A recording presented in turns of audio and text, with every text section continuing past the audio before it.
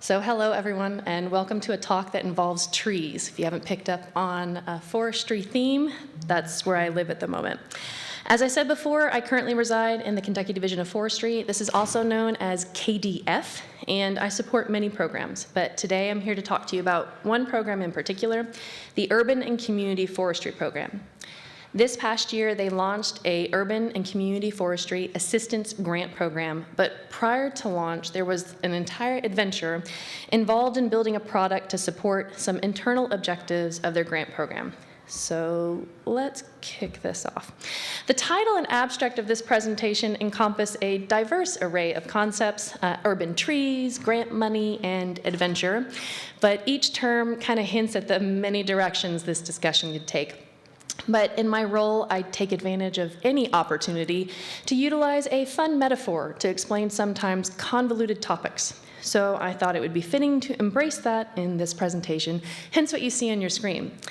As a disclaimer, I'm not in any way affiliated with LEGO. LEGO is a trademark of the LEGO Group of Companies, which does not sponsor, authorize, or endorse this presentation. Now, as professionals in this field, we inherently are required to be visual thinkers, and it's easy to feel overwhelmed when we try to tackle an entire project or a massive Lego build at once. Instead, let's break down the Urban and Community Forestry Assistance Grant Experience build into individual mini builds instead of one big project. And since this build was for the Kentucky Division of Forestry, we're going to start with the basics and exploring why trees truly matter and where the need for this project developed. Research consistently shows that communities with trees and access to green spaces enjoy a wide range of benefits, including improved health outcomes, cleaner air and water, and mitigation of extreme heat. Trees are essential for conserving energy, absorbing stormwater, and providing vital wildlife habitats. Additionally, they attract investments and create new economic opportunities for the communities around them. The funding from the Inflation Reduction Act, I'll later reference this as IRA, has enabled the USDA Forest Service to make historic investments aimed at increasing tree cover in urban, suburban, and communities across the entire nation. This funding has also made the Kentucky Urban and Community Forestry Assistance Grant Program possible. With over half of Kentuckians now living in or near urban areas, the significance of our urban forests is more pronounced than ever. In February of this year, Kentucky was allotted $1.8 million from IRA, which could be applied for, by, and awarded to cities, local government groups, and nonprofit organizations throughout the Commonwealth. This funding would support initiatives designed to enhance access to trees and green spaces, amplifying those many benefits they provide to our communities. With funding from IRA ready to be awarded through the assistance grant, KDF recognized the importance of acting swiftly. To effectively award and distribute these funds, they needed to establish a clear and efficient turnaround process for their applicants. KDF has an Urban and Community Forestry Program Coordinator, Chris Riedwin, and to manage the grant program, we met to discuss from a geospatial standpoint 5 different objectives that would assist in a quick turnaround efforts. One was to communicate clearly the eligible areas within Kentucky that qualified for the grant. Another was to explain the IRA funding program and what specific projects could be funded. We needed to be able to collect contact details and propose project locations from those interested in the grant. We wanted to be able to spread the word about the program and its benefits across communities. And we needed to be able to summarize that applicant information for initial reporting. So with these goals in mind, we can kind of begin considering our web experience build, which is what I felt was the best tool to support these objectives, but it's also, as someone said yesterday, the box in which I work. So most of the products that we work with in KDF is provided through ArcGIS with our licenses, and it was a really great tool I felt to fit this need. And this was actually my first web experience build. And when I was playing with my daughter and her Legos over fall break, I came to the conclusion that her Lego builds and my experience builds are not that different. Just like any great Lego construction project, you start with a base plate, or our web experience template. Here you see ArcGIS Online offers a variety of templates to choose from, providing plenty of inspiration for any build.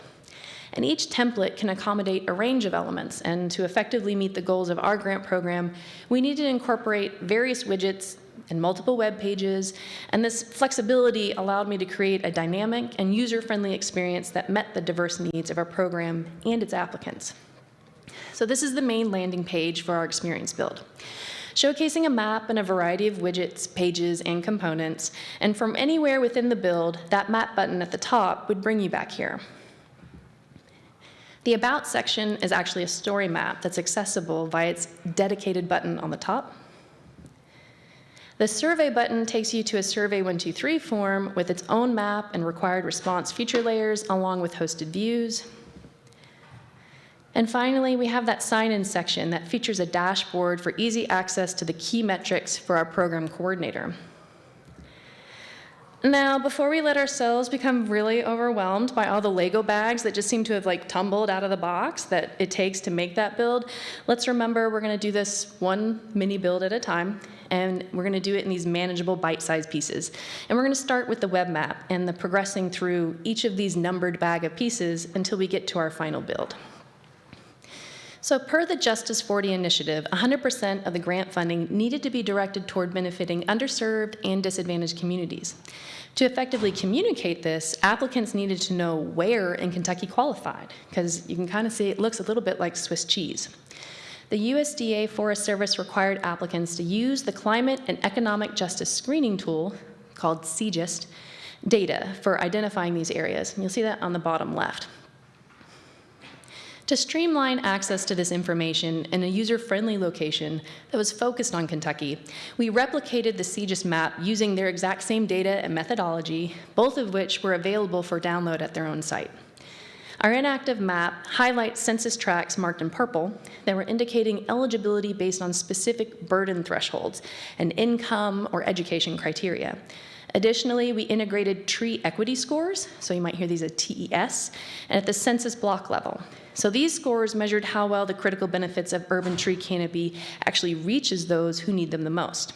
That score establishes an equity-first standard to guide investment in communities living on low incomes, communities of color, and all those disproportionately affected by extreme heat, pollution, and other environmental hazards.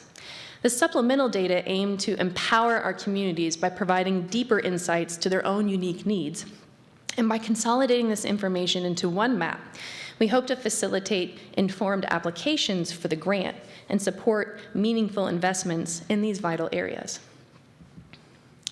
When a user clicks on the map, information specific to the selected census tract or block would be displayed.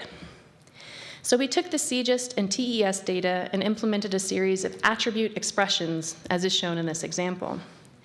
Now, many of these expressions were then incorporated into a standard pop-up text box. This is kind of what we would call the backside of the card. So if you flip it over to the front, you're actually going to see what the user sees.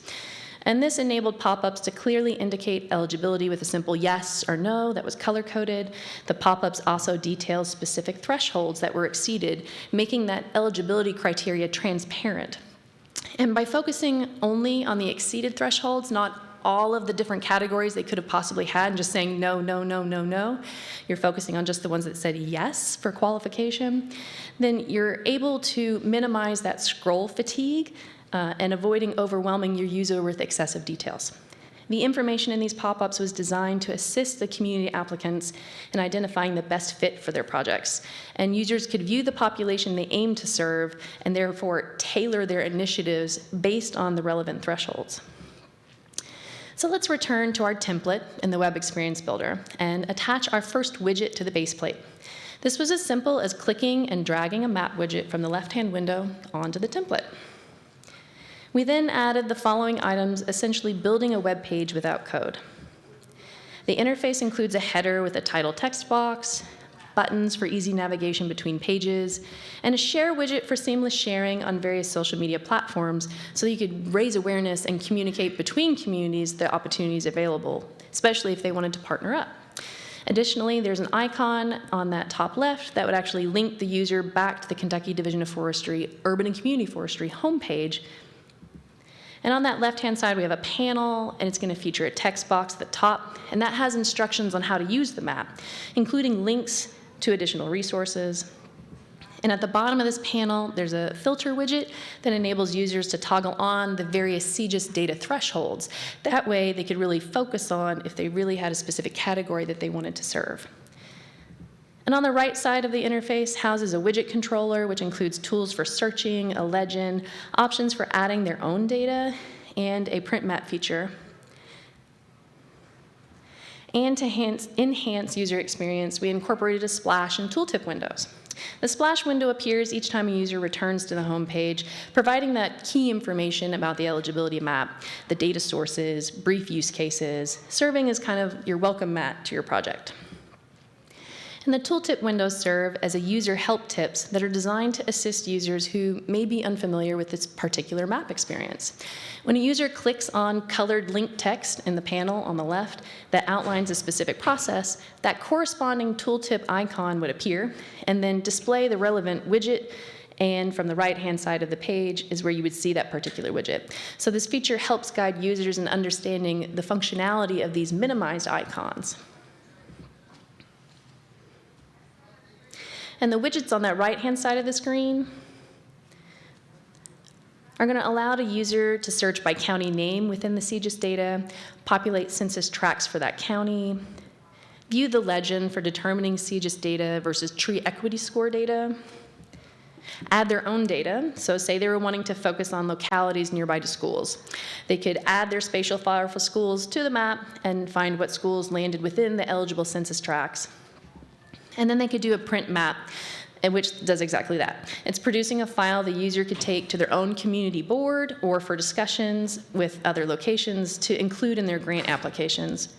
And this is an example of that print view, where you can have a preset title, an auto-populated legend, a scale bar, and a north arrow. And you can also actually add more to this now, where you can kind of make it your own. It has your icons and your information.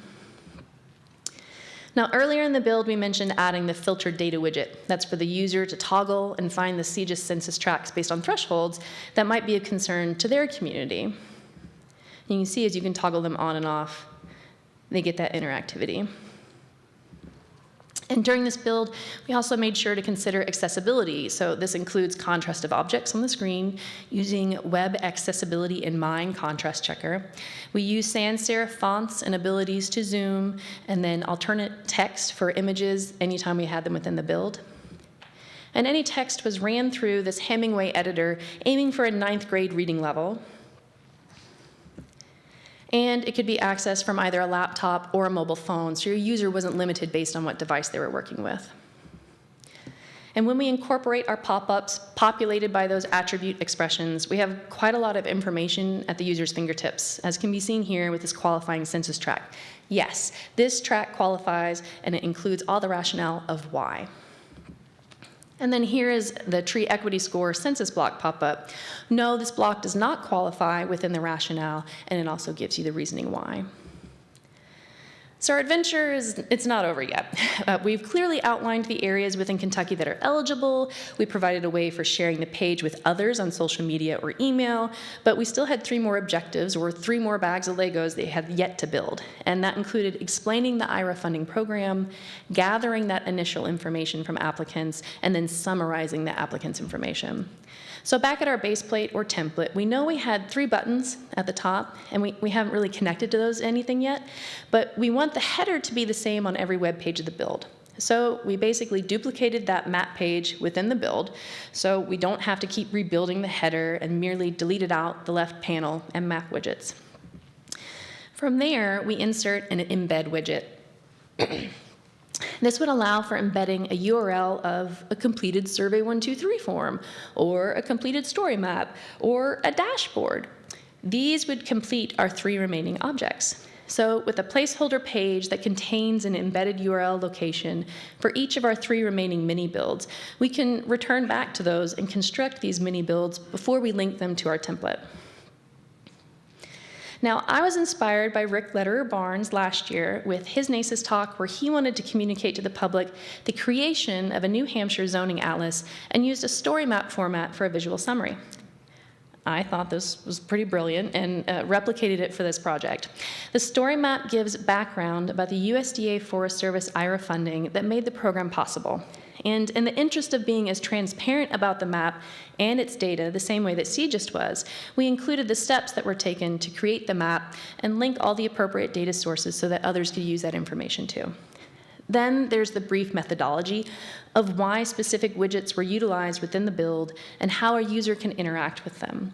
We also made sure to give context to data types used within the map. Not everyone knows how census tracts and blocks divide up a state, nor do they always know the difference between percentile and percent. Within this data, many thresholds were based on if your census tract was in the top 10% of values across the nation, also known as the 90th percentile. And examples were given here to clarify these distinctions. We followed up with the 8 main categories that IRA funding could be used. So that includes supporting local governments, education, tree planting projects, nonprofit organization support, developmental planning, workforce development, or miscellaneous projects that still fit the spirit and need of the community within the grant. So once the story map was published, we can now copy its URL and snap it into place on our base plate in the embedded URL placeholder that's connected to that About button. So only 2 objectives remain, and we'll start with the survey form because we'll need that to fill out the data that we need for our last objective, which is the dashboard. So the survey questions in our form were intentionally kept brief. And this was just so we can gather that initial sufficient information for the program coordinator to connect with those interested community organizations. Applicants would simply indicate on the map their proposed project sites. They would indicate the amount of grant funds they'd be requesting, write a brief paragraph description of the project, and attach any documents they felt pertinent. And then they ranked the project type based on the priority. So the form itself required a map for the interested applicants to indicate their proposed project areas. And upon submission of responses, a feature layer would populate, but it was not shared. As this was a public survey, we still wanted the applicants to return to their survey and edit their own responses any time so that when we hosted the public view of this original feature layer for that purpose, but we still wanted to maintain privacy for our applicants. We then created a hosted view of this feature layer again for sharing within our organization so that it could be connected to by another mini build, our dashboard, which we'll talk about that next. This bit was a little tedious, but with guidance in an article from a notable Esri contributor, Ishmael Chavite, and the recommendations from a colleague that I had in Kentucky Nature Preserve, Alexis Sheehan, I was able to get through the steps to secure the public's data within the public survey. And the coordinator's aim for that survey was so that he could assist applicants in crafting strong applications, because he recognized that they only have one opportunity to apply through the application software. Additionally, the survey enabled the program coordinator to assist the applicants, ensuring that their proposed project fell into the required eligibility zones and prioritize any demonstrated needs of their communities that was identified by that CGIST or the TES data. Now, another trick I learned from Alexis was to create a workflow within Microsoft Power Automate, and that would connect to Survey 123. This way, anytime someone submitted a response to this particular survey, a pre-populated email would be sent automatically to them to acknowledge the receipt of their survey, notify myself, notify the program coordinator, and direct the interested applicant to the official application page, which requires a lot more details. And they would then later submit an in-depth project proposal for the grant. So all that's left is our final objective: a way for the program coordinator to keep summarized applicant information for initial reporting, which can be accessed through this KDF sign-in button. So this is our dashboard. It was built in ArcGIS Online as its own mini build and only shared with internal KDF organization members. By connecting this URL that's only shared internally through this button, those who click on it must log in with their organization password. Now, the map here is a standalone map based on hosted view layer from those submitted surveys that we shared internally. So this dashboard allowed our program coordinator to essentially summarize the applicants during the application process, such as the number of applicants, how much in total was being requested, how many were nonprofits, etc. And this was in addition to the number of proposed project areas. So you can see here for this program, we had 46 different applicants, 16 of them were nonprofit, 28 local governments, 2 educational, and there was 90 project polygons that were drawn to indicate areas they wanted to do these projects in, and the total amount was $7.4 million being requested. But we know from before, we only had $1.8 million available to us. So this was basically a way to filter that data, that dashboard. Within the maps, the program coordinator could zero in on specific areas or data. And this dashboard and the data from the survey provided valuable insights about where the community's interests were in similar projects. So maybe we may not be able to get to everyone with 1.8 million, but the coordinator can leverage this information when proposing future grant initiatives for the Commonwealth, demonstrating that there is interest and desire of communities regarding the urban and community tree canopy beyond just this funding opportunity. So after the organizations officially submitted a detailed application through a software program called Submittable, and after the application process closed, and after the hard hours of our reviewers put in at KDF, we were able to award funding to 16 different awardees. And this funding was awarded towards 3,400 trees to be planted, 50 trees to be removed due to poor health or a risk, 11 newly created tree plans of open space master plan tree planting plans or greenway development planning, 2,300 acres to be impacted, 266 educational events, 43 community events, 55 newly created or supported jobs or positions, 21 communities served, and this is all within 14 different counties, which includes Breathitt, Campbell, Christian, Clark, Davies, Fayette, Franklin, Hart, Jefferson, Kenton, Letcher, Mason, Todd, and Warren. So it's one thing to make a build, but something entirely different to see how others take joy and benefit from your build. I guess this is like where you have your Lego engineers who are all like giddy to see their builds being made in the wild and shared on social media. Like, for example, my daughter, merging a bunch of her builds and piecing them together as a little city. You've got your farmhouse, a local animal shelter, a pet grooming truck, combination Bolorama skate disco, and you also have a grand theater, a pizzeria, and a garden space. Now for us, it's the joy in taking this web experience build and knowing these organizations are going to be benefiting the communities from the assistance of that grant that was made accessible by the build, and the widgets and the embedded components. For example, in Christian County, the city of Hopkinsville plans to complete a tree planting project as part of surveying public right-of-ways and publicly owned property.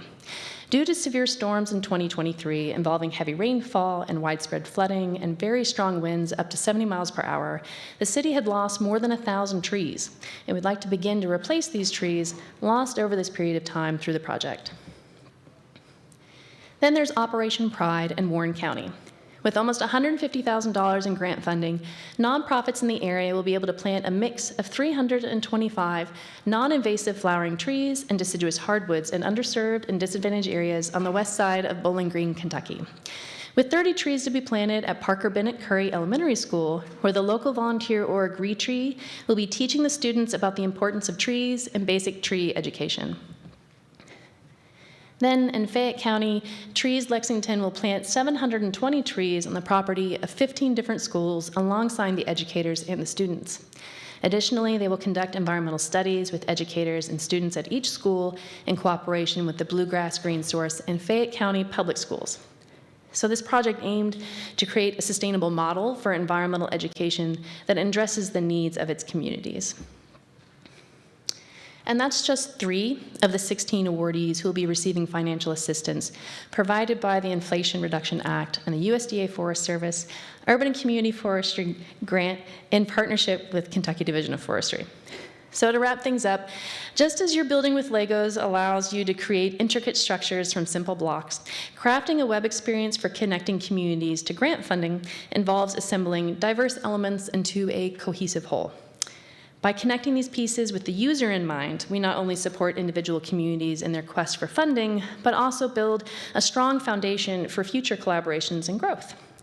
So thank you for joining me on this journey, and remember to take your web experience builds one build at a time. And I believe I have time to take one question, but if you don't have a question now or you think of one later, you can catch me in the hall or on Slack, or you can email me at rebecca.ramsey@ky.gov.